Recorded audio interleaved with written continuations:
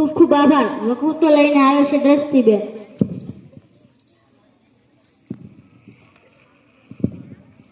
આજના વ્યાસ પૂર્ણિમાના પ્રાગટ્ય મંગલ દિવસે ઉપસ્થિત સર્વ સ્નેહી ગુરુજનો તથા મારા સરસ્વતી મિત્રો, ભાઈઓ બહેનો, આજના ગુરુ પૂજન પાવન પ્રસંગે હું ગુરુ વિશે થોડું બોલીશ.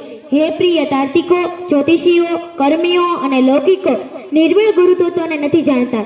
તપ, વિદ્યા અને બળના મહા અહંકારથી જીવો આ સંસારમાં ઘટીયંત્રની જેમ એટલે કે ઘડિયાળના કાંટાની જેમ વારંવાર ભટકે છે.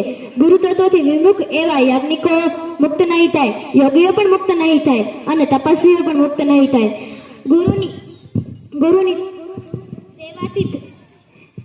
ગુરુની સેવાથી વિમુક્ત થયેલા ગંધર્વો, પિતૃઓ, યક્ષો, ચારણો, ઋષિઓ, સિદ્ધો અને દેવતાઓ વગેરે પણ મુક્ત થાય.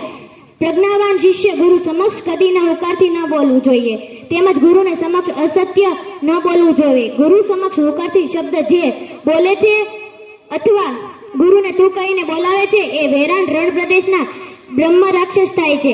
આટલું બોલીને મારી વાણીને વિરામ આપું છું. ઓમ ગુરુદેવાય નમઃ.